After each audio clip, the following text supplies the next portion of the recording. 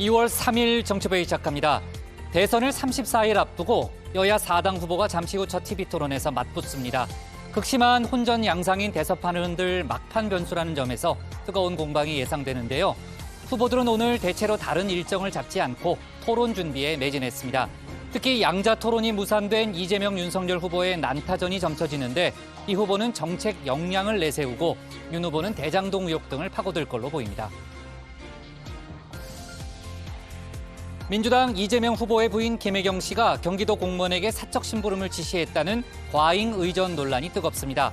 법인카드를 사적으로 유용했다는 의혹도 불거졌는데요. 이재명 후보는 직원의 일로 심려를 끼쳐 죄송하다며 감사를 통해 문제가 드러날 경우 규정에 따라 책임지겠다고 했습니다.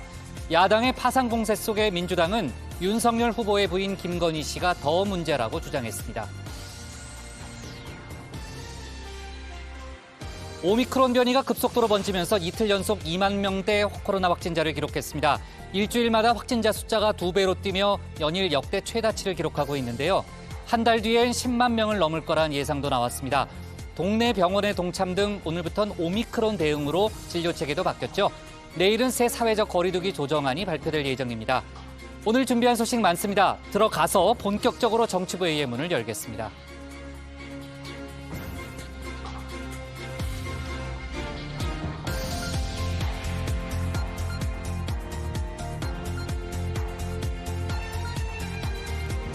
국가대표 정치뉴스쇼 정치부회의 시작하겠습니다. 오늘 회의는 신체커 박마커, 류 실장 조멘토 백반장, 박준혜 수호통역사, 그리고 정치부회의 애청자 정의원분들과 함께하겠습니다. 속보 실시간 반영하면서 열어놓고 회의를 진행하죠. 코로나 상황이 정말 심각하네요. 그죠? 네, 연일 2만 명대 확진자가 나오고 있습니다. 자, 신체커 나가서 말재 준비하고요. 류 실장, 이제 잠시 후에 진행될 그러니까 정치부회의 끝나고 8시에 진행될 TV토론 상당히 뜨거울 걸로 일단 예상이 되는데요. 잠시 후에 뉴스픽에서 저희가 쟁점을 좀 짚어보고요. 허경영 후보가 가처분 신청을 또 했다는 거죠? 네, 그렇습니다. 국가혁명당 허경영 후보는 원내 4개 정당의 후보만 참가하는 방송 토론을 열어서는 안 된다면서 법원에 방송금지 가처분 신청을 다시 냈습니다. 설 연휴 직전에 같은 내용의 가처분 신청이 기각된 지 엿새 만입니다. 네. 글쎄요, 오늘 그 가처분 신청을 다시 했고 오늘 신문이 진행될 가능성은 거의 없기 때문에 아마도 이제 저녁에 진행될 TV 토론에는 영향을 미치지 않을 가능성이 높아 보이고요.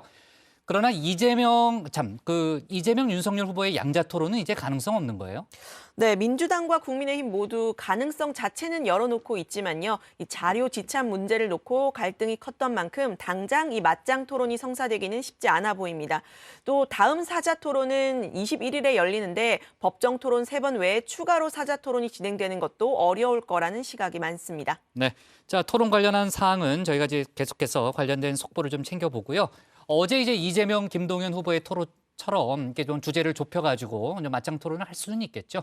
네, 관련된 얘기도 저희가 짚어보도록 하겠습니다. 자, 오늘도 다룰 뉴스가 많으니까요. 서둘러 가도록 하고요. 신혜원의 뉴스픽 5부터 오늘의 정치부회의 출발하겠습니다.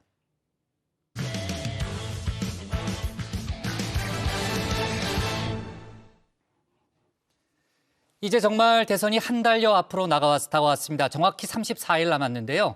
오늘 밤 8시엔 주요 정당 후보 4명이 모두 출연하는 대망의 첫 번째 TV토론이 열리죠. 어떤 주제 또 어떤 방식으로 진행되는지 각 후보의 전략은 무엇인지 뉴스픽5에서 자세히 짚어보겠습니다. 네, 풍성한 설 연휴 보내셨나요? JTBC의 가장 빠른 저녁 종합 뉴스 뉴스픽5 시작해보겠습니다. 네, 오늘 준비한 소식은 첫 TV토론 그리고 이틀 연속 2만 명, 성남FC 수사 무마 고발, 레드라인과 피라미드 관람으로 꼽았습니다. 자, 올해 설 명절 분위기 어떠셨나요? 원래 가족끼리 정치 이야기하면 싸움만 난다는 말도 있는데요. 자, 이번 대선 유독 한치 앞을 알 수 없는 초박빙 구도인지라 더하면 더했지 덜하진 않았을 듯합니다. 자, 그리고 오늘 밤 8시엔 주요 대선 후보 4인방이 모두 참여하는 빅매치 첫 번째 TV토론이 열립니다. 누가 더 일 잘할 후보인지, 누가 더 잘 정책적으로 준비되어 있는 후보인지를 보여주겠다. 국민들은 이번 대선을 자격 없는 전과 사범과 올곧은 법 집행자 간의 대결, 즉 불의와 정의의 대결로 인식하고 계십니다. 네, 오늘 토론은 부동산과 외교안보 그리고 일자리 성장, 마지막 자유주제까지 크게 4갈래로 진행됩니다. 자, 먼저 1, 2번 주제로 각각 20분씩 토론을 하는데 후보 1인당 질문 답변을 합쳐 5분만 발언할 수 있습니다. 자, 이어서 3, 4번 주제로는 약 28분, 30분간 주도권 토론을 진행합니다. 후보 1인당 7분씩 주도권을 갖고 최소 2명의 상대 후보에게 질문을 던지는 방식입니다. 아무래도 하이라이트는 마지막 자유주제 시간일 듯한데요. 이재명 후보에겐 대장동 비리와 부인 김혜경 씨 황제 의전 논란이, 그리고 윤석열 후보에겐 역시 부인 김건희 씨와 무속 논란 등의 공세가 예상됩니다. 김건희 씨가 한동훈 검사장에게 지난 검언 유착 당시에 4개월 동안 9차례 전화를 하고 332차례 카톡을 주고받았던 것 자체가 심각한 문제가 아닌가. 해경궁이 대장동 못지않네요. 음식 배달, 속옷 밑장 빼기, 아들 퇴원 수속 같은 황제 갑질도 어이없었는데 운전 못한다고 욕먹는 육성까지 직접 들으니 열이 확 받네요. 네, 이 토론도 전략입니다. 후보들은 오늘 모든 공식 일정을 물리고 토론 준비에 집중했습니다. 먼저 이재명 후보, 누구나 인정하는 달변 가족, 순발력도 좋습니다. 무엇보다 성남시장 그리고 경기도지사로 재임하면서 쌓은 정책 전문성이 가장 큰 강점입니다. 다만 본인을 둘러싼 여러 의혹에 꼬리 자르기 또는 내로남불식 해명을 한다는 비판도 있는데요. 돈 받은 자는 범인인데 설계한 자는 죄인이다. 도둑질을 설계한 사람은 도둑이 맞고 공익 환수를 설계한 사람은 착한 사람이죠. 그게 배임입니다. 몰랐다고 하면 그게 무능이죠. 아예 답변을 안 하도록 할 생각입니다. 자, 두 번째 윤석열 후보, 정치 신인인 만큼 토론 경험이 상대적으로 부족한 편입니다. 국민의힘 경선 토론에선 손바닥 왕자, 또 집이 없어서 주택 청약 통장을 만들지 못했다라는 실언으로 논란을 빚었습니다. 물론 후반부로 갈수록 본인만의 페이스를 찾는 모습도 보여줬는데요. 토론의 중반이 넘어가자 더 이상 홍 의원과의 기싸움에 밀리지 않았습니다. 전 말이죠.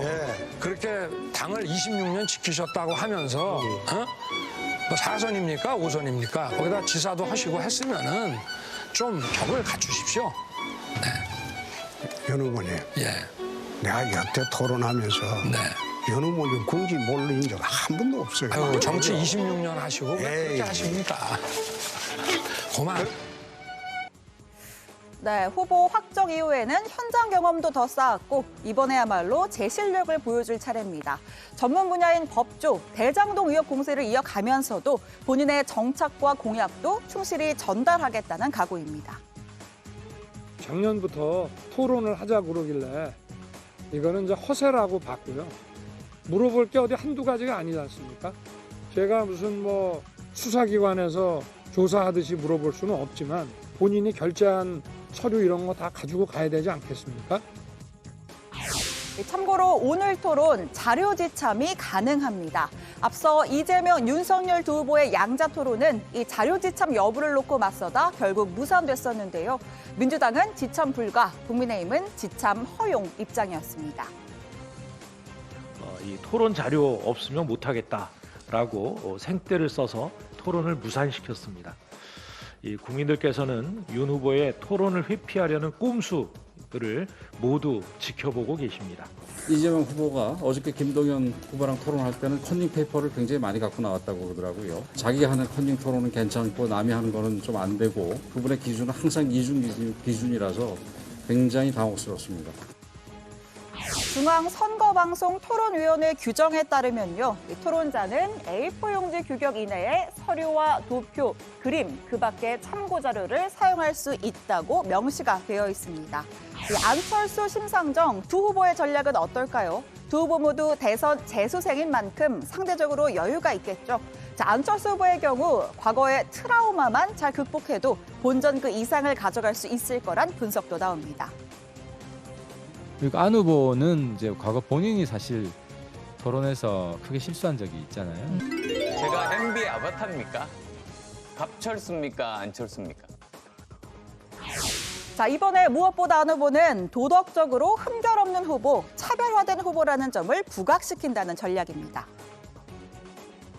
있는 그대로의 모습으로 도덕성, 미래 비전, 정책 대안, 개혁 의지를 가지고 한번 제대로 붙어서 국민의 평가를 받아봅시다. 정의당 심상정 후보, 자타공인 토론의 베테랑입니다.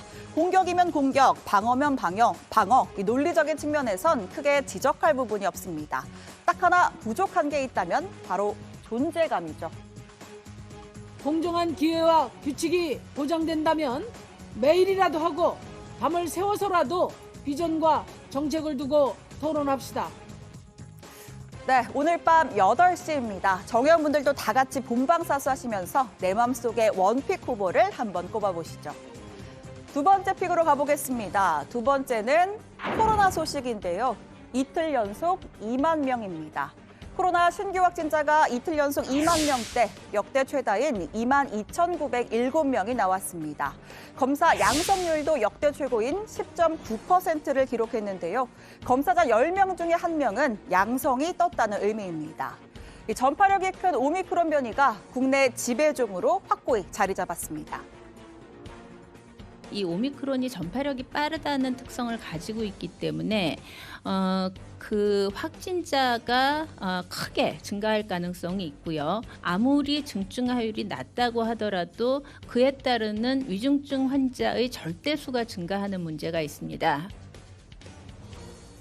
네, 이미 확진자 증가 속도는 정부의 예측을 훌쩍 뛰어넘었습니다. 설 연휴 하루 검사량은 약 35만 건, 평소 검사량의 절반 수준인데도 확진자 2만 명대를 찍은 겁니다. 이 전문가들은 최악의 경우 매주 확진자가 2배로 증가하는 이른바 더블링 현상이 일어날 수 있다고 우려했습니다. 10만 명 이상으로 갈 것으로 예상을 하고 있고요. 우리나라에서 유행을 예상하는 팀들이 한 5개 팀 정도가 있습니다. 여기는 질병관리청 팀도 있고 저희 연구팀도 있고 대부분의 공통적인 예상이 유행의 정점에서는 최소한 하루에 10만 명 정도 이상은 갈 것이다. 상황이 이렇다 보니 검사량 자체가 감당하기 힘든 수준입니다. 오늘부터는 60세 이상 고위험군만 선별진료소에서 유전자 증폭 PCR 검사를 받을 수가 있고요. 그 외에 일반 검사 희망자는 자가검사 키트를 쓰거나 동네 병의원에서 받은 신속 항원 검사에서 양성이 나와야만 PCR 검사를 받을 수가 있습니다. 내 결과값이 진짜 양성일 것에 대한 확률 양성 예측도라고 이렇게 받아들여 주시면 될 것 같습니다. 687건의 신속항원 검사 양성 중에 PCR을 통해서 양성 나온 것이 이제 503건, 곧 양성 예측도는 74% 정도가 됩니다. 다만 일선에선 혼란도 빚어졌습니다. 일단 정부는 오늘 정오께가 돼서야 검사 가능한 동네 병의원의 명단을 공개했는데 대상 숫자도 당초에 밝힌 343곳의 절반을 조금 넘는 181곳에 불과했습니다. 기껏 찾아간 병원에선 관련 설비나 키트를 마련하지 못해서 발길을 돌려야 하는 경우도 속출했습니다. 자, 현재 집에 머물고 있는 재택치료자 수도 9만 7천 명에 달하는데요. 정부가 관리할 수 있는 최대 인원 10만 9천 명의 90%에 달합니다. 정부는 다음 주 월요일부터 적용할 새로운 거리두기 체계를 내일 중대본의 논의를 거쳐 발표합니다. 사적 모임 6명, 영업시간 9시를 골자로 한 현행 틀을 유지할 가능성이 높습니다. 국민 여러분께서도 정부를 믿고 지금까지 해주신 대로 방역에 적극 협조해 주실 것을 거듭 부탁드립니다. 적극적으로 3차 접종에 참여해 주실 것, KF80 이상의 마스크를 써주실 것, 의심이 되면 진단검사를 받아주실 것이 바로 그것입니다. 네, 세 번째 픽으로 가보겠습니다. 성남FC 수사 무마 고발입니다. 한 변호사 단체가 대장동 의혹과 성남FC 후원금 수사를 담당한 검사들 그리고 김호수 검찰총장과 박은정 수원지검 성남지청장을 공수처에 고발했습니다. 혐의는 직무유기와 직권남용인데요. 특히 친여 성향으로 알려진 박은정 지청장은 성남FC 수사를 막기 위해 석연치 않은 규정 변경과 부서 개편을 통해서 제동장치를 만들었다는 지적입니다. 당시에 수사팀이 후원금 관련 금융정보 분석원 자료 조회를 요청했었는데 결재선이 본인이 되도록 규정을 바꿨다는 거죠. 자, 박은정 지청장 2020년 2월부터 지난해 7월까지 법무부 감찰 담당관으로 근무하면서 윤석열 전 검찰총장의 감찰 징계 청구 실무를 주도했습니다. 최악의 정치검사 박은정 성남시청장이 눈물겨운 이재명 구하기로 정권의 기대에 부응하고 있습니다. 심지어 대검이 지시한 수사무마 의혹 보고서마저 박은정 본인이 고쳤다고 합니다. 본인의 의혹 조사 보고서를 자신이 만든 것입니다.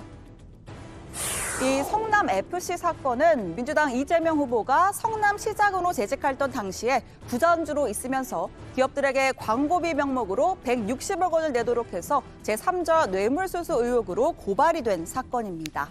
그 대가로 건축 인허가 등의 특혜를 제공했다는 의혹인데요. 지난해 경찰에서 무혐의 결론이 났다가 최근 담당 검사가 재수사 의견을 냈다 거부되면서 논란이 됐습니다. 네, 오늘의 네 번째 픽은 피라미드 관람입니다. 문재인 대통령의 부인 김정숙 여사가 지난달 대통령 중동 순방 당시 이집트의 피라미드를 비공개로 관람한 사실이 뒤늦게 알려졌습니다. 청와대 관계자는 이집트 측의 요청으로 관광산업 촉진을 위한 목적이었다고 설명했는데요. 관광 활성화 목적인데 비공개로 진행했느냐라는 지적에 대해서는 양국 합의에 의해서 결정이 된 것이라고 답변했습니다. 다만 일각에선 중동의 코로나 확산이 심각한 상황에서 적절한 행보였느냐라는 지적도 나왔는데요.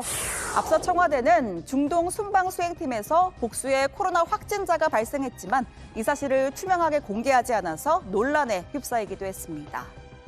자, 이를 두고 국민의힘에선 대통령이 자가격리를 하는 마당에 굳이 피라미드를 구경하고야만은 김 여사님이라면서 중동 순방은 김 여사의 버킷리스트를 채우기 위한 졸업여행이라고 비꼬았습니다.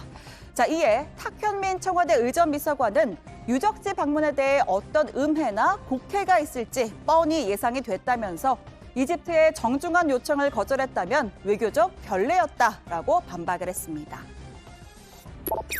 네, 오늘의 마지막 픽입니다. 레드라인인데요. 설 연휴간에도 북쪽이 시끄러웠습니다. 연초부터 극초음속 탄도미사일 등 시험 발사를 이어가더니 지난달 30일에는 중거리 탄도미사일 화성 12형을 발사했습니다. 2017년 화성 15형 발사 이후 4년 만에 가장 강도 높은 도발이었는데요. 이른바 레드라인에 바짝 다가서는 게 아니냐는 우려가 커지고 있습니다.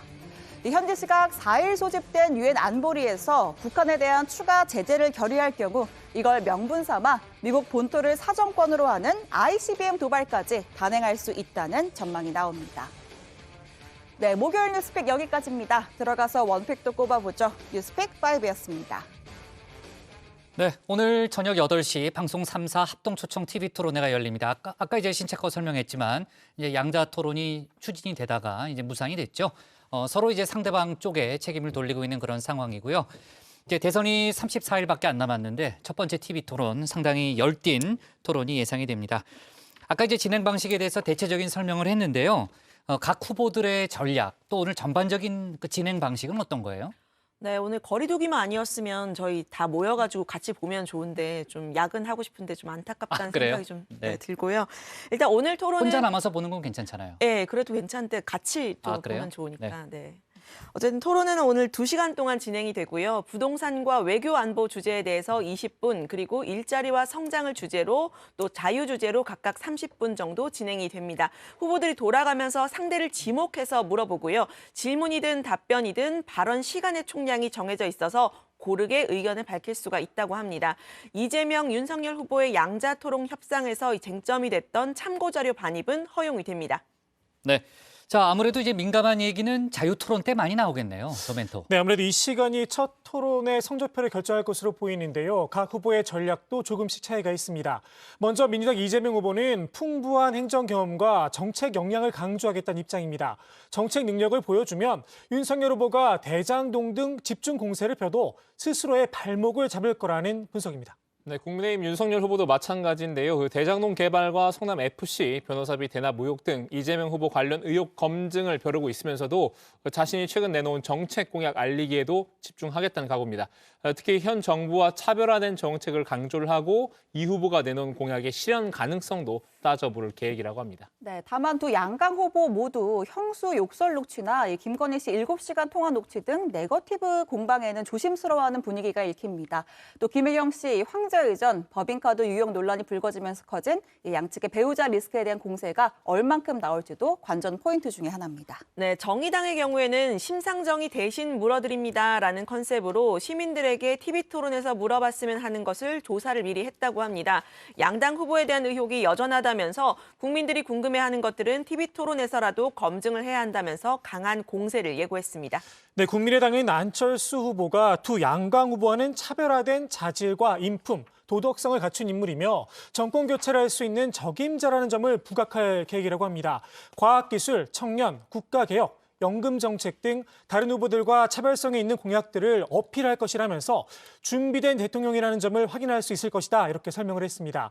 또 지난 대선 토론회 때 있었던 우여곡절 등에 대한 학습은 이미 끝났다. 더는 문제가 되지 않을 것이다 이렇게 덧붙였습니다. 네, 오늘 토론에 관전 포인트가 많네요. 이제 얘기를 들어보니까요. 일단 이 이재명, 윤석열 후보는 뭐 양자 토론이 무산된 만큼 오늘 난타전을 벌일 것으로 일단 예상이 되고요. 어느 정도 수위까지 이제 어떻게 지금 이제 난타전을 할지는 저희가 좀 지켜봐야 될 것 같고 또 단일화 가능성이 거론되는 윤석열, 안철수 후보 간에는 또 어떤 또 설전이 오갈지 그것도 역시 이제 관전 포인트고 아마도 이제 이슈에 따라서 4명의 후보 간에 상당히 이제 복잡한 그런 전선이 만들어질 가능성이 커 보입니다. 오늘은 첫 번째 토론이니까요. 운영진들 다 이제 각자 자기의 자리에서 좀 보고 이제 한꺼번에 같이 좀 내일 얘기를 해보는 걸로 합시다. 자, 코로나 상황을 좀 짚어볼게요. 지금 이제 오미크론 변이가 급속도로 확산이 되면서 하루 확진자가 2만 명을 넘기는 그런 상황이 이어지고 있습니다. 오늘부터는 이제 진료 체계도 바뀌었는데요. 60세 이상 또 고위험군만 PCR 검사를 선별진료소에서 받을 수 있는 거죠.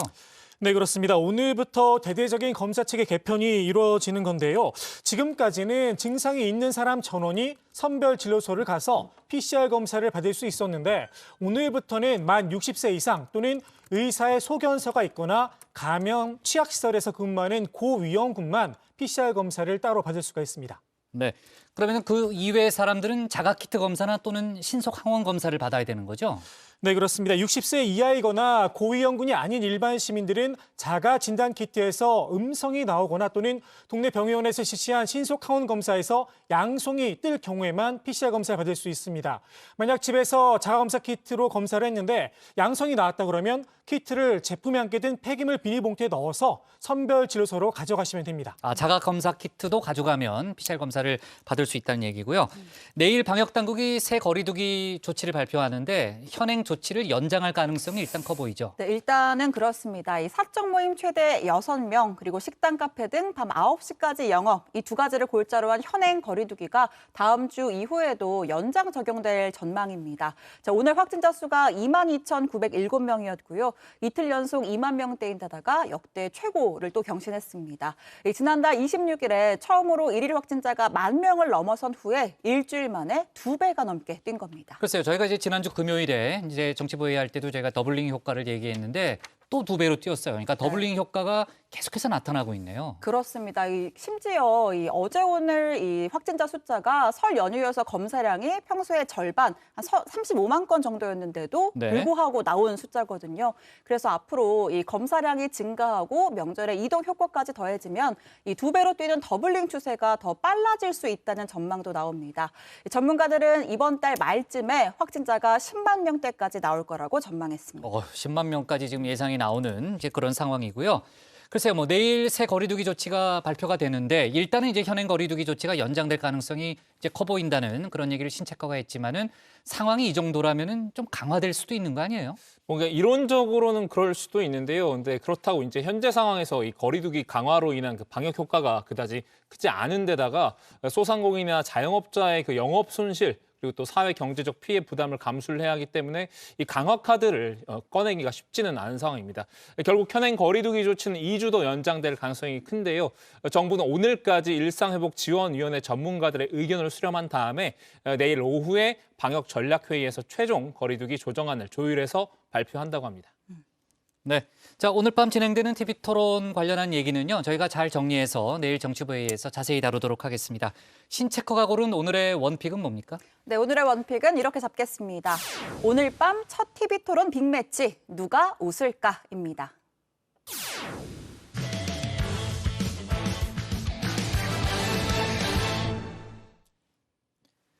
대선 소식 차례로 짚어보겠습니다. 먼저 민주당인데요. 이재명 후보의 부인 김혜경 씨가 과거 경기도 소속 공무원의 과잉 의전을 받았다는 의혹이 불거졌습니다. 국민의힘은 황제 갑질이라고 이름을 붙였는데요. 당시 비서 A 씨는 음식 배달 같은 허드렛 일부터 약을 대신 처방받는 등 위법 소지가 있는 일까지 맡아 했다고 폭로했습니다. 이에 대해서 김혜경 씨는 물론이고 이재명 후보도 당시 직원의 일에 대해서 사과했는데 민주당에서는 반박도 나왔죠. 관련 소식을 유정아 상황실장이 정리했습니다. 내년 총선 불출마를 비롯해서 종로 등 3개 지역구에 공천을 하지 않고 긍정적인 반응이 많았습니다. 정권 교체를 넘어서 정치 교체를 이뤄달라는 그런 많은 민심을 들었습니다. 젊은 세대의 반응이라고 하는 것은 다른 지역과 마찬가지로 매우 뜨거웠고요. 그 외에 이제 40대, 50대 이상에서도 조금씩 반응이 오고 있는 것 같습니다. 네, 여야 당대표 모두 설 민심 본인들에게 유리하게 해석을 했습니다. 대선이 34일 앞으로 다가왔죠. 아전인수라는 말도 있지만요. 지금 없던 물도 끌어와야 할 판이긴 합니다. 정회원분들이 느끼신 설 민심은 어떠셨나요? 민주당은요, 이재명 후보의 지지율이 반등세로 돌아섰고 상승세로 이어질 거다라고 했고요. 국민의힘은 윤석열 후보가 상당한 우세에 있다고 봤습니다. 같은 이슈를 놓고도 늘 으르렁거리는 여야. 다정회에서는 저와 박준우 마커 같은 관계라고 할까요? 설 연휴를 지나면서 민심은 어떻게 변했을지 오늘 여론 상황실은 유정화, 박준우, 유박 크로스 발제에서 살펴보겠습니다. 네, 살다 보니 이런 날도 왔습니다. 제가 류 실장과 크로스 발제를 할 날이 오다니요. 참 오래 살고 볼 일입니다. 네, 1일 여론 상황 실장을 맡은 박준우 마커입니다. 설 민심을 두고 여야가 말잔치를 벌이고 있죠. 어제 발표된 한길리서치 여론조사 결과를 보겠습니다. 자, 이 후보가 40.4%, 윤석열 후보가 38.5%로 오차 범위 내 박빙이었는데요. 지난 조사에 비하면 이 후보가 5.1%포인트, 윤 후보가 0.5%포인트 올랐습니다. 이 후보의 상승폭이 더 컸는데요. 국민의당 안철수 후보는 주춤하는 모습입니다. 이 8.2%, 네, 한 자릿수로 떨어졌는데요. 이런 상황을 기다렸다는 듯 다시 한번 단일화는 없다를 외치는 이가 있습니다. 저에게 류 실장이란 앙숙이 있다면 안 후보에게는 바로 이분이 있는데요. 마지막으로. 원래 그 프로야구도 이제 한 시즌을 치르다 보면요. 예. 초기에 반짝 잘하다가 이제 내려갈 팀은 내려가고 이런 경우가 있거든요. 예. 예, 그렇기 때문에 저는 안철수 후보가 지지율이 갑자기 급반등하는 상황은 올 이유가 없다고 생각합니다. 이번 대선의 성격에 대한 답변도 한번 살펴볼까요? 민주당이 정권을 재창출해야 한다는 응답이 40.9%, 야당인 국민의힘 등이 정권 교체해야 한다는 응답은 46.4%였습니다. 이재명 후보가 정권 재창출 여론을 거의 흡수한 것으로 보이는데요. 반면 윤석열 후보의 지지율은 정권 교체 여론보다 낮다는 점이 눈에 띕니다. 자, 지금까지 여론 상황실 박준우 실장 겸 마커였습니다. 류 실장 나와주세요. 네, 역시 박마커가 잘 전해줬지만요. 역시 크로스 발제는 백다해 반장과의 다정 크로스 발제가 좀 나은 것 같습니다.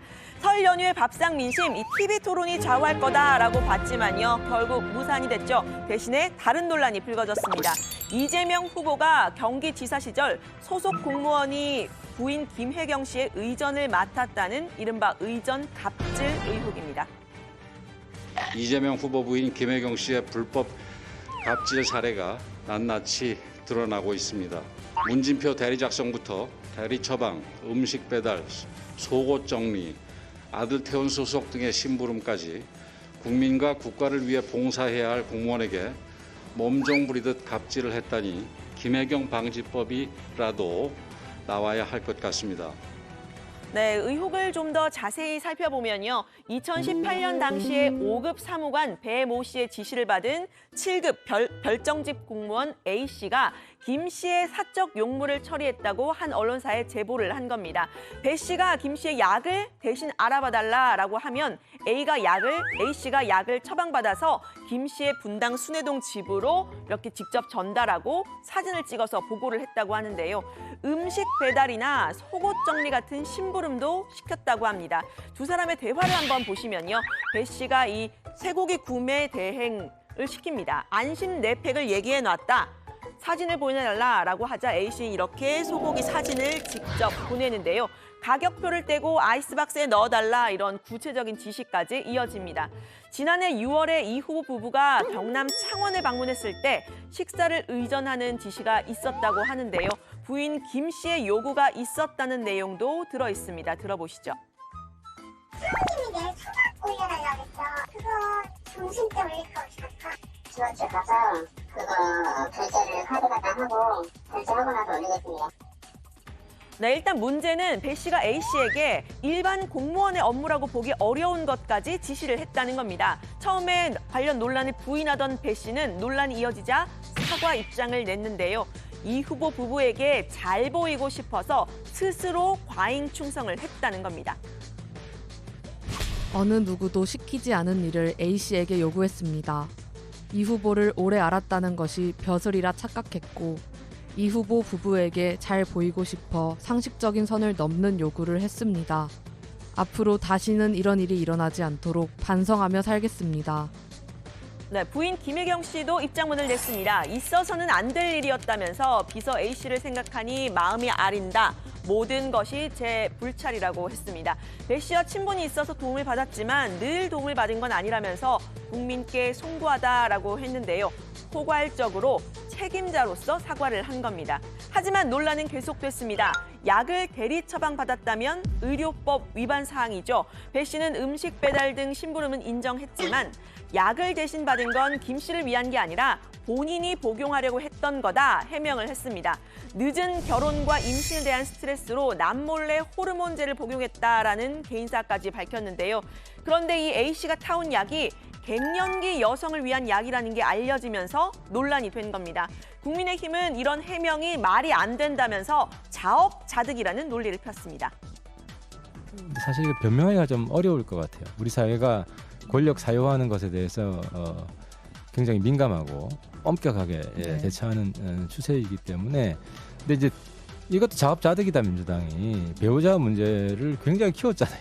후보 본인보다 배우자가 더 중요한 것처럼 키워가지고 그 반사 효과로 자기들이 지금 당하게 돼버린 것 같아요.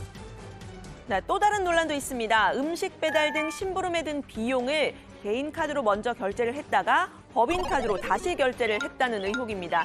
법인카드, 특히 지자체의 법인카드는 근무지 관할 바깥 지역이거나 공휴일 혹은 주말 같은 시간대 이용은 원칙적으로 금지가 되어 있죠. 합법적으로 쓴 것처럼 보이기 위한 꼼수 아니었냐라는 비판인데요. 민주당에서는 사실관계를 더 파악해야 할 문제라고 했습니다.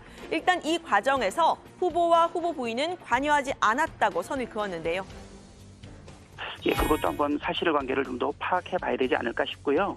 일단은 후보와 배우자께서는 직접 관여하지 않았고, 그다음에 이제 배 씨하고 A모 씨 사이에 그 입장을 진위 여부를 좀 더 파악해야 된다라고 하는 부분으로 말씀드릴 수 있을 것 같아요. 네, 국민의힘은 이재명 후보가 책임질 일이다 공세를 폈습니다. 과거 이 후보가 성남시장 시절에 공금 횡령과 성범죄는 한 번만 저질러도 퇴출이다라고 한 발언을 예로 들었는데요. 예전에 그 이재명 그 후보가 성남시장 할 때 겁니다. 그렇기 때문에 만약에 이번에 뭐 그런 사적인 어떤 공금 유용이라든지 이런 게 발생했다는 것이 사실로 확인될 경우에는 이재명 후보 본인이 이야기했던 원스트라이크 아웃 제도를 한번 적용해 보는 것도 좋을 것 같습니다. 네, 논란이 이어지자 이재명 후보도 직접 서면으로 사과문을 냈습니다. 지사로서 직원의 부당 행위를 꼼꼼히 살피지 못했고 배우자도 문제를 미리 감지하고 차단하지 못했다라고 한 겁니다. 법인카드 사용에 대해서는요, 감사를 받겠다고 했습니다. 경기도 재직 당시 근무하던 직원의 일로 심려를 끼쳐드려 죄송합니다. 보도된 내용을 포함하여 부적절한 법인카드 사용이 있었는지 감사기관에서 철저히 감사해 진상을 밝혀주기 바랍니다. 문제가 드러날 경우 규정에 따라 책임지겠습니다. 네, 앞서 김 씨 역시 대선 후보의 가족들, 특히 부인도 검증 대상이다 이렇게 밝혔었죠. 윤석열 후보의 부인 김건희 씨를 겨냥한 말이었던 듯한데 무한 검증이 필요하다라고도 말을 했습니다. 대통령이라는 그런 직분에 대해서는 옆에서 영향력을 미칠 수 있는 사람에 대해서는 무한 검증을 해야 되겠죠. 또 그것이 또 옳은 일이라고 생각하고 그 부분에 있어서는 후보나 후보 주변 사람들이 받아들여야 된다고 생각합니다. 네. 거기에는 부인과 가족도 포함된 건가요? 그렇죠. 네, 국민의힘에서는 오늘 김 씨와 이 후보 등 5명에 대해서 검찰에 고발을 했는데요. 직권남용과 권리행사 방해죄, 강요죄, 의료법 위반 등의 혐의입니다. 반면 민주당에서는 김 씨가 직접 지시한 건 아니라고 선 긋고 있는데요. 송영길 대표는 윤석열 후보의 부인 김건희 씨부터 수사해야 한다고 했습니다. 김 씨가 이 서울의 소리 기자와의 통화에서 한동훈 검사장에게 제보할 게 있으면 본인에게 말하라 이렇게 말했던 녹취록 대목을 문제 삼았습니다. 한동훈 검사장? 한동훈 현직 검사장 아닙니까? 예. 지금 김건희 씨는 자연인이잖아요. 어떻게 현직 검사장이 그 직접 개선상이 있지 않는 그 부인한테 이렇게 사적으로 통화를 할까요? 뭘 메시지를 전달해주는 수준을 넘어서 실질적인 역할을 하고 있다는 것을 증명하는 거 아니겠습니까? 네, 대선 후보뿐 아니라 배우자 검증 계속되고 있습니다. 역대급 배우자 검증 대선이라고도 할 수 있을 듯한데요. 휘발성이 큰 이슈들이라서 한 번 터질 때마다 논란이 커지고 있는데 대선 후보들의 비전, 정책에 대해서도 많이 다룰 수 있도록 저도 노력하겠습니다. 오늘 발제 이렇게 정리합니다. 설 민심 다시 초박빙 접전, 김혜경 의전 갑질 논란. 한동안 윤석열 후보의 부인 김건희 씨 관련 공방이 뜨거웠는데요. 오늘은 이제 이재명 후보의 부인 김혜경 씨 관련 논란이 정치권에서 상당히 가열돼 있는 상황입니다. 물론 이제 김건희 씨 관련 논란도 완전히 정리된 건 아니죠. 송영길 대표 같은 경우에는 여전히 이제 김건희 씨 관련 논란이 훨씬 더 큰 문제다라는 그런 주장을 하고 있는 상황이고요. 이 밖에 민주당에서는 오늘 화천대유 대주주 김만배 씨와 정영학 녹취록에 이제 윤석열 후보 관련 언급이 들어 있잖아요. 이제 김만배 씨가 내 카드면 윤석열이 죽는다 이런 이제 표현을 썼는데 관련한 이제 민주당의 공세가 오늘 상당히 뜨거웠습니다. 그 얘기는 저희가 그 뒤에 톡 쏘는 정치에서 좀 해보는 걸로 하고요. 김혜경 씨 관련해서는 이제 과잉 의전 또 법인카드 유용 의혹 등이 이제 불거져 있는 상황인데 국민의힘에서 파상 공세를 벌이고 있는 상황이죠. 네, 그렇습니다. 국민의힘은 일단 이번 의혹을 황제 갑질로 규정을 했습니다. 김혜경 황제 갑질 진상규명센터까지 출범을 했는데요. 이 조직은 선대본의 청년본부 직속입니다. 권영세 선대본부장은 2030 청년층이 특히 갑질과 공정에 민감한 세대라면서 선대본부 차원에서 적극 지원하겠다고 했습니다. 이 센터를 총괄하는 장해찬 청년본부장은 파파괴라는 신조어를 언급했습니다. 파도 괴담만 나온다라는 의미인데 김혜경 씨의 황제 갑질이 바로 이 파파괴다라고 주장했습니다. 센터는 제보자 A씨를 공익신고자로 지정할 것을 촉구하고 이재명 후보 측근들의 외압 중단과 김혜경 씨의 대국민 사과를 요구했습니다. 네, 국민의힘 법률지원단은 이재명 후보와 부인 김혜경 씨, 김치의 수행을 전담한 5급 사무관 배모 씨 등 5명을 검찰에 고발했습니다. 직권남용 및 강요죄, 의료법 위반죄와 국고손실죄 등입니다. 김경 원내대표는 이런 식으로 도지사 살림을 살았다면 나라의 살림을 살 때는 어떻게 했냐 이렇게 비판을 했는데요. 음식 배달이나 법인카드 결제뿐 아니라 배모 씨와 A 씨를 별정직으로 칭한 것도 공금 유용이다 이렇게 지적을 했습니다. 배 씨의 명이 앞뒤가 맞지 않다고도 지적을 했는데요. 직접 들어보시죠. 특히 문제가 되는 것은 그 배우자 김혜경 여사의 그 시장 시절과 도지사 시절, 성남시장과 경기도지사 시절에 그 업무를 전담하는 별도의 직원을 채용했다고 하는 것이거든요. 그분이 모든 책임을 다 진다고 하면서 약도 내가 필요해서 주문했다는데 아니 약을 약을 배달한 것은 김혜경 씨 배달했는데 왜 베비스관이 약이 필요했다는 것인지 앞뒤가 안 맞는 거짓말을 지금 하고 있지 않습니까? 예. 관련한 논란이 커지자 이재명 후보와 부인 김혜경 씨도 서면으로 사과 입장을 밝혔습니다. 물론 이제 해명할 부분은 또 해명도 했고요. 민주당에서도 반성의 목소리가 일부 나왔죠. 네, 그렇습니다. 이재명 후보는 경기도 재직 당시 근무하던 직원의 일로 심려를 끼쳐 죄송하다고 했습니다. 부적절한 법인카드 사용 의혹에 대해선 감사를 받고 문제가 있으면 책임지겠다고도 했는데요.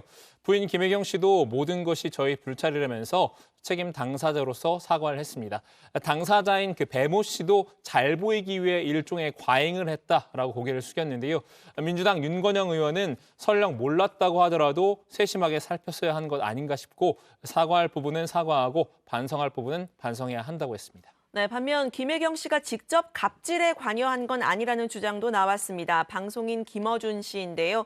김 씨는 황제 의전이라고 하는데 기사를 보면 김혜경 씨가 그 일을 시켰다는 건 없다고 주장했습니다. 직접 들어보시죠. 5급 별정지 모 씨가 7급 주무관 모 씨에게 약 처방이나 배달 등을 시켰다. 이거예요? 요지는? 네. 근데 여기서 뭐가 없냐면 부인 김혜경 씨가 그 일을 시켰다가 없어요. 지금은 5급이 7급에게 일을 5급이 7급에 대한 갑질이잖아요. 현재까지의 보도는 그래요. 추가 기사가 나오려면 김혜경 씨가 그 일을 시켰다가 나와야 되는 거예요. 네, 그러니까 5급 공무원과 7급 공무원 당사자들 간의 이야기다, 이런 주장인데요. 김 씨는 법인카드 유용 의혹에 대해서도 앞뒤가 안 맞는 부분이 있다고 주장을 했습니다. 제시된 전표를 보면 개인카드 취소와 법인카드 결제 시간이 딱 붙어 있다면서 지금까지 나온 것만으로는 판단을 내리기가 좀 어렵다고 했습니다. 역으로 윤석열 후보의 부인 김건희 씨를 겨냥하는 목소리도 나왔는데요. 일단 송영길 대표는 김건희 씨부터 수사해야 한다면서 일반인인 김건희 씨가 한동훈 검사장과 사적으로 연락하는 건 문제가 있다 이렇게 말을 했습니다. 김건희 녹취록에 나왔던 부분을 얘기한 건데요. 최민희 전 의원도 무속에 심취한 분은 더 위험하다 김건희 씨를 겨냥했습니다. 최 전 의원은 김 씨와 배모 씨는 오랫동안 알고 지낸 사이라는데 무슨 갑질인가? 갑질이란 건 말이 안 된다고도 했습니다. 10여만 원씩 10여 차례면 100만 원입니다. 10년간 그 국민의힘 쪽에 있었던 모 의원이 미용 비용으로 후원금에서 600만 원 쓰고 그리고 2년간 주의비로 5,800만 원을 써서 문제가 됐습니다. 이게 10년 전 일이에요. 2021년에 10만 원짜리 10여 차례 겨우 100만 원을 하기 위해서 이거는 김혜경 사모가 사주하고 조장했다? 저는 이 스토리 자체가 말이 안 된다고 생각합니다. 그래서 네. 좀 다른 얘기지만 최민희 전 의원이 이제 김건희 씨 관련해서 신딸 의혹을 언급한 적이 있잖아요. 오늘 이제 김건희 씨 팬클럽이 최민희 전 의원을 고발했다는 그런 속보도 있었습니다. 자, 이재명 후보의 일정을 좀 짚어볼까요? 네, 이 후보 오늘 저녁 4자 TV토론회에는 별도의 일정이 없습니다. 네, 후보들이 다 정말 올인하네요. 그렇습니다. 토론 준비에 매진을 하고 있는 것으로 보이고요. 다만 프로필 사진을 다시 찍었다는 소식이 들어왔습니다. 손혜원 전 의원이 이 후보의 검은 머리 사진을 새로 SNS에 올렸는데요. 직전에 백발이었던 이 후보의 프로필 사진을 검은색으로 바꿔서 한 올 한 올 검은 머리를 심었다. 10살 이상 젊어진 것은 물론이고 명석함, 따뜻함의 추진력과 실천력을 정성스레 심어드렸다라고 말을 했습니다. 앞서 손혜원 전 의원이 이제 명명백백을 이 후보의 슬로건으로 정했다라는 글도 올렸었는데요. 대선 슬로건 등 지원 사격에 나선 것으로 보입니다. 네, 그렇게 보이네요. 자, 그리고요. 이재명 후보와 국민의힘 이준석 대표가 공약과 관련해서 설전을 벌였죠. 네, 그렇습니다. 이재명 후보가 연휴에 페이스북을 통해서 이제 공약을 하나 발표를 했는데요. 고속도로 졸음 쉼터에 태양광 그늘막을 설치하겠다고 했습니다. 그러자 이준석 대표가 직접 이 글에 댓글을 달았습니다. 지금 이 타이밍에 중국 태양광 패널 업체들을 위한 공약이 꼭 필요한가라고 쓴 겁니다. 당대표가 상대 당 후보의 SNS에 직접 댓글을 다는 건 흔치 않은 일인데요. 민주당 이소영 대변인이 또다시 반박글을 썼습니다.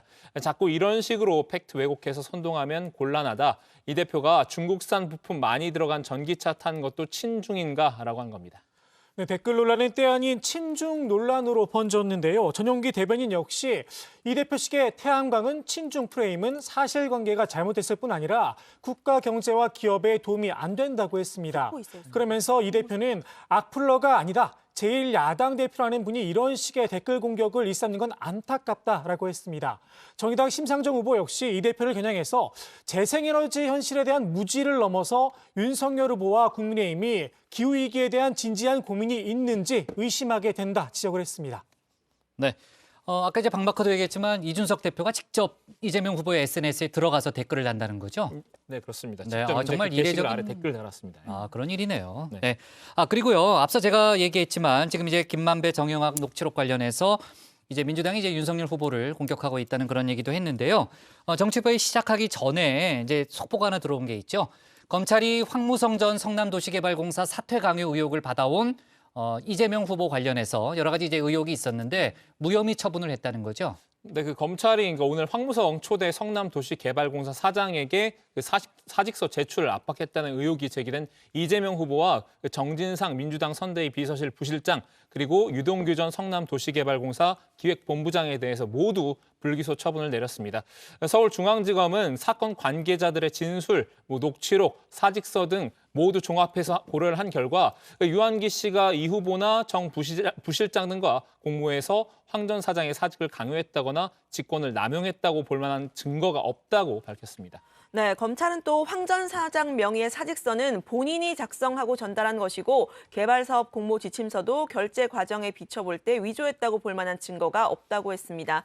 앞서 황 전 사장은 황무성 유한기 녹취록을 공개를 했는데요. 이 녹취록에는 유한기 씨가 2015년 2월 직속 상사인 황 전 사장을 찾아가서 시장님의 명의라면서 사표 제출을 종용하는 내용이 담겨 있었습니다. 여기에는 정 부실장에 대한 언급도 있었는데요. 검찰은 지난달 13일 정 부실장을 한 차례 비공개 소환을 했는데 오늘 무혐의 처분을 내린 겁니다. 네, 오늘 TV토론에서 대장동 의혹 관련한 공방이 뜨거울 걸로 예상이 되는데요. 일단 이제 이재명 후보에 대해서 야당이 공격했던 여러 의혹 중에 하나는 조금 전에 무혐의 처분이 내려졌네요.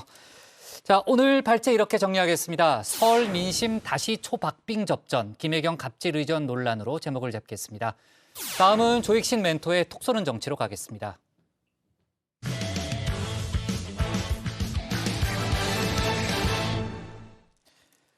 이번엔 국민의힘 얘기를 해보겠습니다. 윤석열 후보가 설 연휴 동안 사드를 추가 배치하겠다고 약속한 데 이어서 이른바 외국인 건강보험료 숟가락론을 잇따라 제기했습니다. 정치권에선 윤 후보가 반중 정서를 자극하고 나선 게 아니냐는 지적도 나왔고요. 후보들 간의 공방도 벌어졌습니다. 관련 내용을 조익신 멘토가 정리했습니다.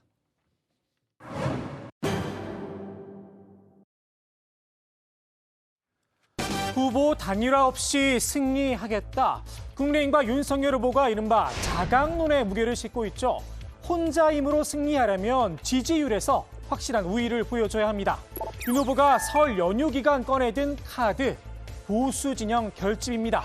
주무기는 안 보였습니다. 사드를 포함한 중충적 미사일 방어망을 구축해 수도권과 경기 북부 지역까지 북한의 핵미사일 위협으로부터 우리 국민의 안전을 확실히 지키겠습니다. 사드를 추가 배치하겠다는 건데요. 앞서 윤 후보는 선제 타격론을 주장하기도 했죠. 방어용 무기를 구축하는 것을 전쟁광이라고 표현하는 것은 그건 안보를 포기한 것입니다. 전쟁 도발 행위라고 규정하는 사람들은 국가 안보와 국정을 담당할 자세가 안 돼 있다고 저는 보고 있습니다. 문제는 이 사드 배치, 북한뿐 아니라 중국에게도 민감한 사항이란 겁니다. 중국 정부에선 공식적으로 인정하고 있진 않지만 혹독한 경제 보복을 당했었죠. 윤 후보도 이 일을 모를 리가 없습니다. 중국에도 할 말은 하겠다는 걸까요? 아니면 다른 셈법이 있는 걸까요? 우연찮게도 설 연휴 동안 윤 후보는 직접 중국을 언급하기도 했습니다. 이른바 외국인 건강보험료 숟가락론입니다. 국민이 잘 차려놓은 밥상에 숟가락만 얹는 외국인 건강보험 문제를 해결하겠습니다. 외국인 건강보험 급여 지급 상위 10명 중 8명이 중국인으로 특정 국적에 편중돼 있으며 이 중 6명이 피부양자였습니다. 외국인의 피부양자 등록 요건을 강화하겠다는 건데요. 굳이 콕 집어 중국인을 언급할 필요가 있었을까 싶습니다. 앞서 윤 후보는 문재인 정부의 대중 정책을 비판하며 이런 말도 했었죠. 현 정부가 굉장히 중국 편향적인 이런 정책을 써왔습니다만은 한국 국민들, 특히 청년들의 대부분은 중국을 싫어합니다. 중국의 청년들의 대부분이 또 한국을 싫어합니다. 그래서일까요? 당장 민주당에선 선거를 위해 방중 정서를 자극한 게 아니냐 비판의 목소리를 쏟아냈습니다. 한마디로 극우 포퓰리즘이란 지적인데요. 나치의 말로를 보라, 짝퉁 트럼프다라는 겁니다. 중국과 한국, 한중 관계를 갈라치기 하는 저는 고도의 대선 전략이라고 생각을 합니다. 일각에서는 뭐 트럼프 닮았다라고 이야기하는데요. 짝퉁 트럼프라고 저는 생각을 하는데 대단히 정치 지도자로서는 절대 선택하지 말아야 될 눈앞의 표만 생각하는 일이라고 생각합니다. 정치권에서도 쓴소리가 나왔습니다. 트럼프식 갈라치기 정치로는 국민 통합을 이끌어낼 수 없다는 겁니다. 불만했던 계층을 갖다가 끌어오는 전략을 쓰는 거죠. 트럼프가 그런 선거운동하는 걸 보고서 저걸 저렇게 해서 당선이 되겠냐 그랬거든요. 많은 사람들이. 당선이 됐잖아요. 아니 근데 당선되고 나서 4년 동안 뭐 우리가 다 본 거죠. 완전히 분열된 거죠. 그런데 그런 것을 참 배워서 그런 걸 배워왔나 하는 면에서 좀 씁쓸합니다. 외국인 건보 재정은 흑자라는 팩트체크도 이어졌는데요. 윤 후보의 배우자 김건희 씨가 냈던 건보료를 언급하며 역공에도 나섰습니다. 지난 4년 동안 흑자냐 적자냐를 분석해보면 흑자입니다. 4년 동안 1조 5천억 정도로 흑자를 받고요. 적자를 봤던 건 내국인들입니다. 예를 들어서 60억대 자산가였던 김건희 씨가 건보료를 7만 원을 냈습니다. 반면에 외국인 가입자들의 평균 11만 3천 원을 냈어요. 민주당 이재명 후보는 윤 후보가 중국을 자극하고 있다며 우리 경제에 도움이 안 된다 우려를 표시하기도 했죠. 중국 정부 자극하면 국내 기업들이 어떤 일이 벌어지겠어요. 지금 이미 주식시장하고 가상화폐 시장에서 이게 영향을 미치더라고요. 벌써 중국 관련 기업들이 주가가 떨어지던데. 다만 설 연휴 동안 주식시장도 휴장했다는 건 안 비밀입니다. 비판을 할 때도 기본적인 팩트체크는 필요해 보입니다. 그래야 말에 힘이 실리겠죠. 사드가 S가 아닌 T로 시작하는 것처럼 말입니다. 설 차례상에 진영 논리만 올릴 수는 없는 노릇입니다. 윤 후보 전통적인 명절 맞이 모습도 연출을 했는데요. 전통시장을 찾아 먹방을 선보였습니다. 대본은 요리도 잘하시더라고요. 가장 쉽게 좀 줘보시죠. 가장 쉽게요? 엄청 이게 잘 섞인 건데 이게 유산균이 굉장히 많은 음식인데 어떻게 가서 드셔보시고 맛있으면 전화하시면 택배 보내드릴게요. 좀 잘라서 주시죠. 네. 여기 부분마다 돈 다 받을 거예요. 네, 받을 거예요. 아니 이거 살찌겠네 이거. 저게 다 각도도가 아니야. 그런데 뭔가 후보 옆이 좀 허전해 보입니다. 보통 정치인들이 전통시장을 찾으면 배우자와 함께하곤 하는데요. 윤 후보는 나 홀로 시장을 돈 겁니다. 아무래도 김건희 씨의 이른바 무속 논란이 부담이 된 듯하죠. 여론의 추이를 보며 등판 시기를 저울질하고 있다는데요. 글쎄요. 언론 보도만 따지면 이미 등판한 거나 마찬가지입니다. 김 씨의 자맹에도 개신교계에선 연일 비판 성명이 이어지고 있습니다. 신학대 교수들까지 나섰는데요. 정치가와 종교인들이 주술에 들리는 실로 어처구니 없는 행태를 직면하며 개탄스러운 심정이다 라를 세웠습니다. 한마디로 점술농단이 우려된다는 겁니다. 보수 개신교계에서도 비판에 동참했는데요. 거친 말을 그대로 쏟아냈습니다. 윤석열 마누라는 도사님이 뭐 했다고? 얘라 이 같은 소리야. 빨리 회개하란 말이야. 배우자의 빈자리, 설 같은 민심 대목엔 아쉬울 수밖에 없는데요. 그 역할을 대신하고 나선 분이 있습니다. 바로 이준석 대표입니다. 이 대표는 나홀로 호남 일정을 소화 중인데요. 윤 후보의 호남 득표율 20%를 목표로 삼았죠. 설날 당일 무등산에 오르는가 하면 오늘부터는 전남의 다도해를 돌며 민심 청취에 돌입했습니다. 5년 전 대선 때 김정숙 여사를 보는 듯한데요. 김 여사도 전남의 낙도들을 일일이 찾아다니며 한 표를 호소했었습니다. 다만 다른 점이 있다면 이 대표는 자기 정치에 대한 계산도 어느 정도 깔려 있겠죠. 실제로 제가 그래서 표현하기를 그 여수 순천 그리고 제주 4.3의 아픔을 가지신 분들은 항상 이 가슴에 동백꽃 배지를 달고 다니십니다. 그렇습니다. 동백꽃의 아픔을 기억하시는 분들이 더 이상 아파하지 않도록 저희 국민의 역할을 할 수 있도록 하겠습니다. 같은 당대표 입장이어서일까요? 이 대표의 권력 의지 누구보다도 잘 읽고 있는 분이죠. 민주당 송영길 대표가 틈 벌리기에 나섰습니다. 윤 후보가 당선되면 이 대표는 향을 당할 거다 주문을 외웠습니다. 국민의힘은 윤석열 친위 정당이 될 수밖에 없다는 겁니다. 송 대표는 같은 이유로 2분의 팽도 예언을 했습니다. 김종인 위원장의 그런 경제 철학을 윤석열 후보가 수용할 수 없을 것입니다. 선거용으로 일시로 쓸 수 있지만 끝나고 나면 다 팽당할 것입니다. 김종인 전 총괄선대위원장, 요즘 민주당이 잔뜩 공을 들이고 있죠. 송 대표가 직접 찾아가기까지 했는데요. 특정 편의 선거운동의 개념이 아니라 이 위기 상황에 빠져 있는 나라의 발전을 위해서 좋은 충고와 조언을 해달라고 부탁을 드렸습니다. 그에 대한 긍정적인 답이 있었습니다. 정치권에선 김 전 위원장이 이번 대선에서 과거 JP 같은 역할을 할 수도 있다는 말이 나오고 있죠. 김 전 위원장이 어느 한쪽으로 기울면 대선 승리가 넘어갈 수 있다는 겁니다. 국민의힘도 윤 후보가 설 인사차 안부 전화를 넣었다고 하는데요. 국민의힘 선대위가 해체된 뒤 첫 통화였습니다.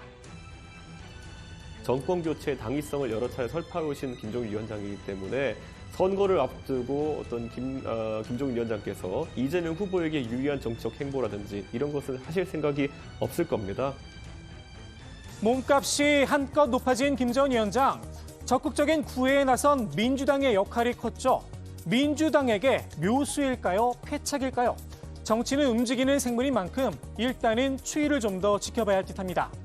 한 달이 앞으로 다가온 차기 대선, 갈수록 여야의 선거전이 치열해지고 있는데요. 이기기 위한 표 계산만 앞세워선 안 되겠죠. 오늘의 톡소는 한마디 이렇게 정리합니다.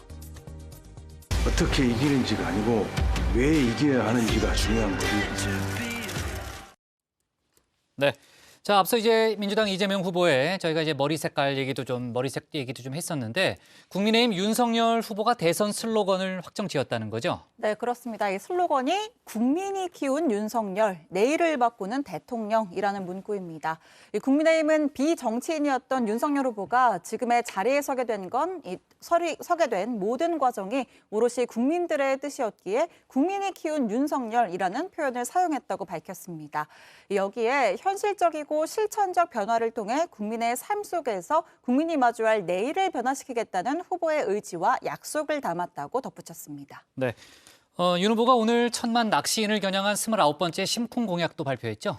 네, 그렇습니다. 윤석열 후보는 해안과 내수면 등의 낚시 여가 특별구역을 추진하겠다고 약속했습니다. 또 유명 낚시터와 수변공원 등 낚시인들이 많이 찾는 곳에 화장실과 데크 같은 편의시설을 확충하겠다고 했는데요. 윤 후보는 점차 늘어나는 낚시 통제구역 때문에 낚시를 즐길 장소가 줄어들고 있다는 낚시인들의 입장을 전하면서 낚시 통제구역의 지정 절차를 개선하고 낚시를 대한체육회 생활체육 정식 종목으로 복원하는 것을 검토하겠다고 했습니다. 네. 자, 앞서 저희가 얘기했던 이제 민주당 송영길 대표도 그렇지만 이번 대선은 특히 이제 그 당대표의 존재감이 상당히 좀 큰 그런 특징이 있는데 국민의힘 이준석 대표는 비단 주머니를 계속해서 풀고 있는 그런 상황이잖아요. GPS 유세차를 운영하기로 한 것도 그 일환이라는 거죠? 네, 그렇습니다. 그러니까 한마디로 유세차를 시민들에게 이제 개방하겠다라는 의지인데요. 이준석 대표는 윤석열 후보의 유세차에 누구나 오를 수 있다면서 GPS 기반으로 누구나 현재 자신의 주변 유세차를 찾아서 확인할 수 있다고 밝혔습니다. 이를 위해서 유세차 앱 등록 절차를 밟고 있다고 하는데요. 이 대표는 정치인 누군가가 올라가서 던지는 한마디보다 그 예전 그 예능 프로그램인 영파워 가슴을 열어라처럼 가장 진솔한 이야기들이 올라왔으면 한다고 말했습니다. 네. 자, 윤석열 후보가 지난번에 이제 선제 타격 언급한 부분도 그렇고 이번에 이제 사드 추가 배치 공약이 상당히 정치권의 공방으로 이어졌잖아요. 이재명 후보가 직접 이제 공사를 펴기도 했는데 민주당에서는 충청권 표심을 자극하고 있죠. 네, 그렇습니다. 앞서 윤석열 후보가 사드를 추가 배치하겠다 이렇게 밝혔는데요. 윤 후보의 말 다시 한번 들어보시죠. 사드를 포함한 중충적 미사일 방어망을 구축해 수도권과 경기 북부 지역까지 북한의 핵미사일 위협으로부터 우리 국민의 안전을 확실히 지키겠습니다. 윤 후보는 수도권과 경기 북부 지역의 안전을 사드 추가 배치의 이유로 꼽았는데요. 이 점을 민주당이 파고든 겁니다. 윤호중 원내대표는 사드의 사정거리는 200km라면서 수도권 어디에 어떻게 배치할지 묻지 않을 수 없다 날을 세웠습니다. 사정거리상 수도권에 배치하긴 어렵다는 겁니다. 네, 앞서 국민의힘 김재섭 전 비대위원은 수도권 주민들의 불편을 고려해서 경기 평택이나 충남 계룡, 논산을 사드 배치 후보지로 언급했습니다. 기피시설은 지방에나 던져주고 혜택은 수도권이 누리겠다는 전형적인 지역차별, 지역 갈라치기가 아닌가 의심된다 날을 세우기도 했고요. 박완주 정책위원장의 말은 직접 한번 들어보시죠.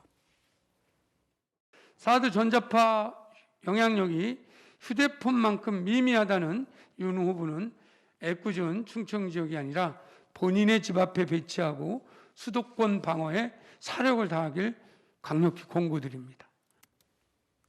네, 민주당 충청권 의원들도 성명을 냈습니다. 수도권 국민은 불편해하면 안 되고 충청도민은 불편해도 된다는 말인가? 그렇게 우리 충청이 만만하냐? 이렇게 날을 세웠는데요. 충청의 아들을 자처하는 윤석열 후보가 충청해 준 명절 선물이 사드인가? 공세를 펴기도 했습니다. 네. 아무래도 이제 사드 배치 관련해서 오늘 TV 토론 때 이제 이재명 윤석열 후보의 공방이 상당히 뜨겁지 않을까 하는 그런 생각이 들고요. 전선이 또 있습니다. 어디가 있냐면 이제 국민의힘이 특히 이제 이준석 대표가 이제 윤석열 후보의 사드 추가 배치 공약을 옹호하면서 국민의당 안철수 후보를 또 집중적으로 때렸죠. 네, 그렇습니다. 이준석 대표가 소셜미디어에 사진 한 장을 올렸는데요. 안철수 후보, 지금 사진이 나오고 있는데 안철수 후보가 문재인 대통령 등과 함께 또 이재명 후보도 자세히 보면 보이는데 함께 이제 박근혜 적폐, 사드 즉각 철회라고 쓴 현수막 뒤에 나란히 서 있는 모습이 담겨 있습니다. 이준석 대표는 이 사진에서 안철수 후보 한 분은 사드 배치 찬성으로 입장을 바꿨다고 날을 세웠습니다. 네, 국민의당은 즉각 반격에 나섰는데요. 홍경희 선대위 대변인이 이준석 대표가 과거 놀이에 심취한 듯하다면서 안 후보는 사드 배치를 즉각 철회하라는 주장을 한 적이 없다고 설명했습니다. 2016년 사드 배치가 결정된 당시 안 후보는 국익 우선주의 관점과 국민적 공감대를 통해 사드를 배치해야 한다. 이런 신중론적인 입장을 펼쳤었다는 겁니다. 세세한 사진 설명도 덧붙였는데요. 이게 좀 자세히 보면은 유일하게 안 후보만이 손을 올리지 않은 채 서 있다고 밝혔는데요. 최근 안 후보는 이른바 대중국 산불 정책을 폐지하겠다며 사드 추가 배치를 주장했습니다.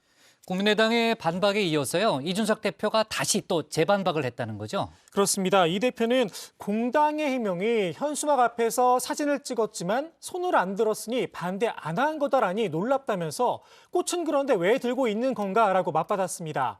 그러면서 지난 2016년 사드 배치에 반대한다는 안 후보의 언론 인터뷰 기사도 공유했는데요. 당시 인터뷰에서 안 후보는 사드의 성능 신뢰성이 부족하고 중국과의 관계 악화와 전자파로 인한 국민 건강 문제를 반대 이유로 들었습니다. 네, 국민의당도 재반박에 나섰습니다. 안철수 후보가 사드 배치가 결정된 뒤엔 찬성 입장을 보였다고 강조를 했는데요. 그러면서 이준석 대표의 정치적 갈라치기를 비판했습니다. 권은희 원내대표의 말 직접 들어보시죠.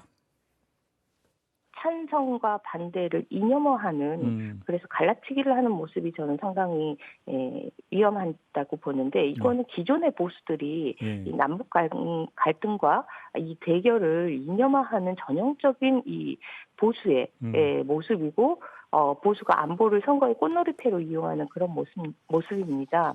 젊은 당대표라는 분이 이런 전형적인 모습들, 구태의 모습들을 아무렇지도 않게 보여주는 모습들 속에서 제1야당의 앞날이 암울하다 이런 생각이.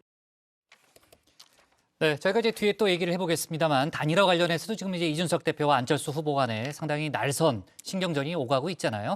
네, 사드 배치를 놓고서도 이제 두 당이 좀 치고받는 그런 상황이 있었습니다. 자, 그나저나 이제 홍준표 의원이 결국 윤석열 후보의 선거대책본부에 합류를 했잖아요. 직접적인 어떤 활동을 하고 있습니까, 지금? 네, 일단 지난달 29일에 선대본부 상임고문직을 이제 홍 의원이 수락을 했는데요. 지금 이제 5일이 지났고 설 연휴도 이제 지났죠. 아직까지는 홍 의원의 특별한 활동이 포착되지 않은 상태인데요.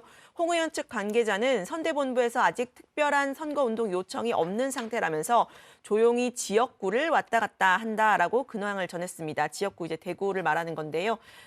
윤 후보가 난처한 상황이 벌어지면 홍 의원에게 종종 전화를 해서 조언을 구하기도 한다고 하는데 홍 의원은 이 청년의 꿈에서 선대본부에 들어가 보니 분위기가 어떤가라는 질문을 받았습니다. 선거팀의 틀이 다 짜여 있어서 나는 후보의 자문만 한다 이렇게 답을 했습니다.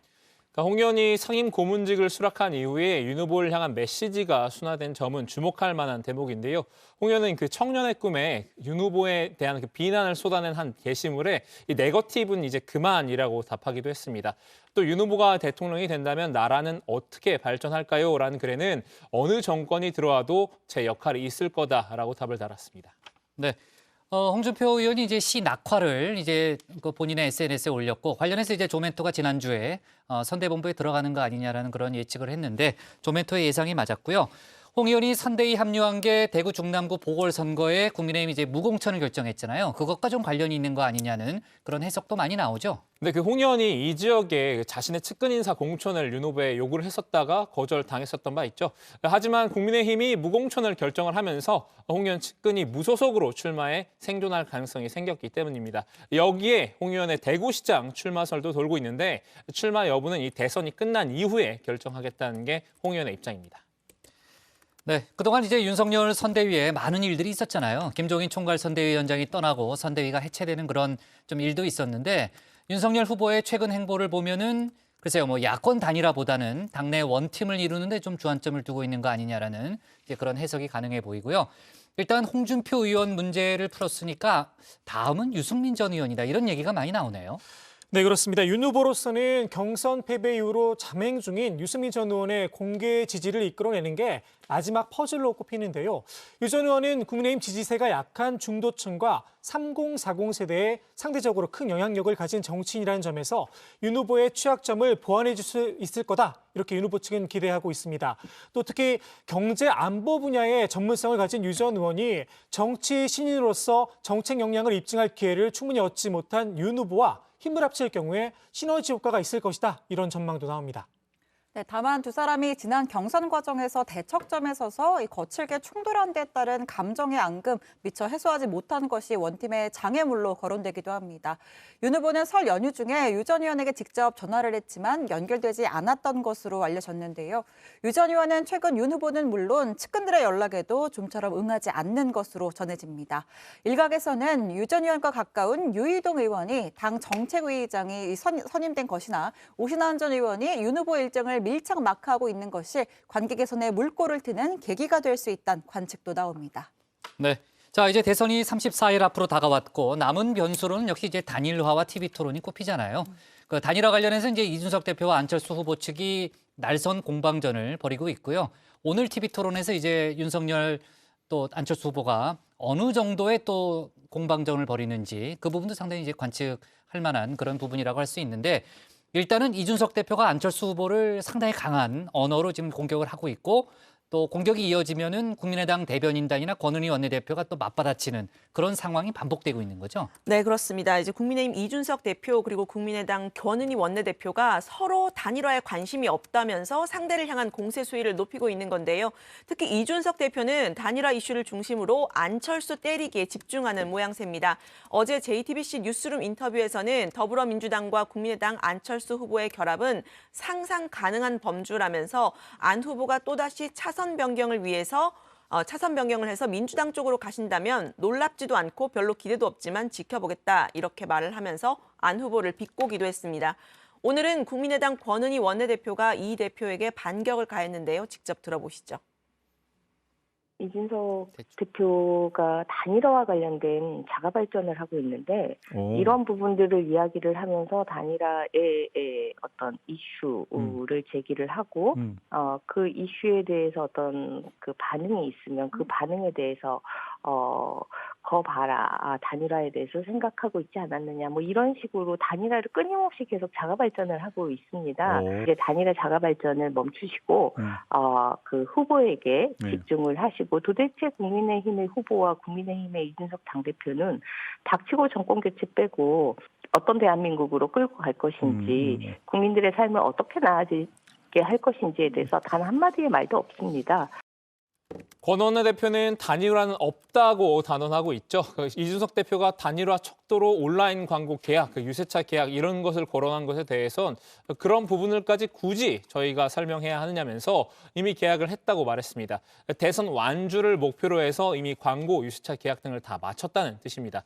이 대표도 오늘 오전 라디오에 출연해 안 후보에 대한 공세를 이어갔는데요. 들어보시죠.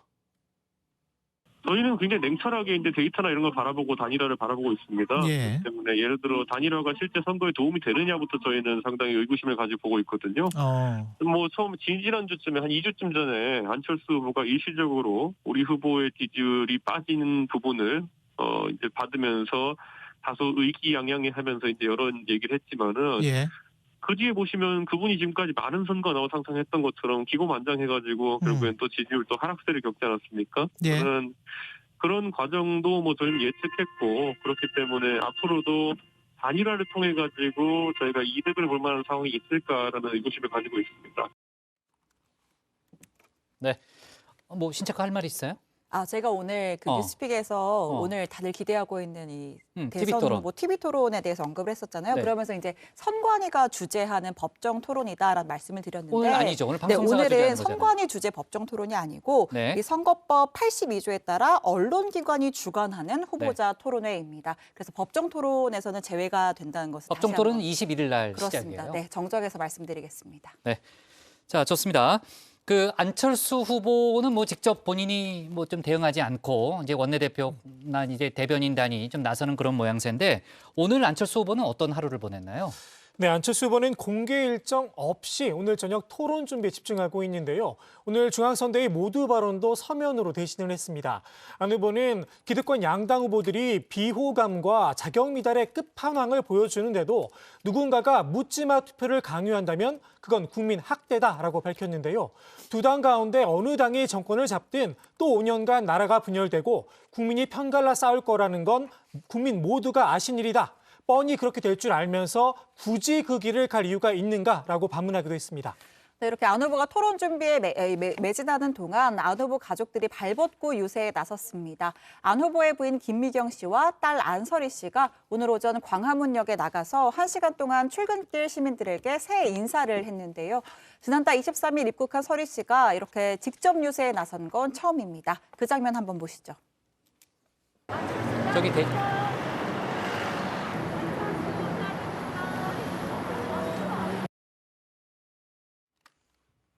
네. 자, 그리고요. 지금 이제 아까 제가 앞서 얘기했지만 지금 이제 김만배 씨, 화천대유 대주주 김만배 씨의 발언이 담긴 녹취록 내용이 알려지면서 민주당이 윤석열 후보를 공격하고 있는 상황이죠. 네, 그렇습니다. 이른바 이 정영학 녹취록인데요. 이 대장동 개발 특혜 의혹을 수사하는 서울중앙지검 전담수사팀이 김 씨와 천화동인 5호 소유주 정영학 회계사 사이에서 오고 간 대화 내용의 사실관계를 조사하고 있습니다. 해당 녹취록은 지난 2020년 10월에 이뤄진 두 사람의 대화 내용을 담고 있는데요. 당시는 이제 윤석열 후보가 검찰총장이었고 이제 국감에서 이제 주목을 받았던 그런 때였습니다. 김 씨가 윤석열이는 내가 가지고 있는 카드면 죽어라고 말을 했다고 하는데요. 당시 윤석열 후보가 여론조사에서 대권 후보로 거론되던 그런 시기였기 때문에 이제 관심을 끌고 있는 겁니다. 검찰은 이 발언이 나온 이유와 맥락 등을 수사하고 있는데 발언한 녹취록 내용이 공개가 되면서 정치권의 공방도 가열되고 있습니다. 그렇군요. 조메토. 지금 김만배 씨가 언급한 카드가 부산저축은행 관련한 의혹일 가능성도 있다는 거죠? 네, 김만배 씨가 언급한 카드가 부산저축은행 부실 수사 의혹을 의미하는 게 아니냐 이런 의심도 나오는데요. 지난 2011년 대검 중수부가 부산저축은행 비리 의혹을 수사할 당시에 대장동 민간 사업자에게 1,155억 원의 불법 대출을 알선한 조모 씨에 대한 수사가 제대로 이루어지지 않았다는 의혹이 일었던 바가 있죠. 당시 이 수사의 주인 검사는 윤 후보였고 조 씨의 변호인은 윤 후보와 친분이 두터운 박영수 전 특검이었는데요. 조 씨에게 박 전 특검을 변호인으로 소개시켜준 게 바로 김만배 씨로 알려져 있습니다. 네. 자, 톡쏘는 정치 이렇게 정리하겠습니다. 윤석열 반중정서 자극, 사드 추가 배치, 외국인 건보료, 숟가락론으로 제목을 잡겠습니다.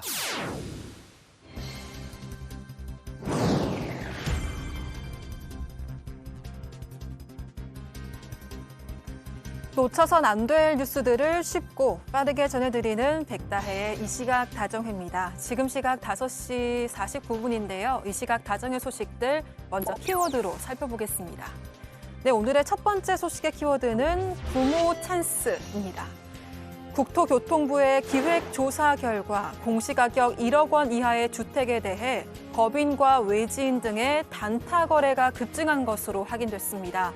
이들은 평균 4개월 동안 단타 거래를 통해 평균 1,745만 원의 시세 차익을 내는데요. 미성년자가 아버지의 돈으로 12채를 갭 투자하거나 법인이 가족 보유 32채 주택을 사들여서 매도하는 등 편법 거래가 다수 적발됐습니다. 국토부는 적발된 위법 의심 거래 570건을 경찰청과 국세청 등 관계기관에 통보했다고 밝혔는데요. 한편 국세청도 세무조사에 착수했습니다. 부모 찬스를 이용해 재산을 편법 대물림한 220명 등이 대상인데요. 수십억 원씩 하는 부동산 대출금을 부모가 대신 갚아주거나 신용카드를 넘겨주는 등의 방법으로 세금을 빼돌린 혐의를 받고 있습니다. 다음 소식의 키워드 보겠습니다. 네, 전운 고조인데요. 우크라이나를 둘러싸고 서방 국가와 러시아 사이에 긴장이 고조되고 있습니다.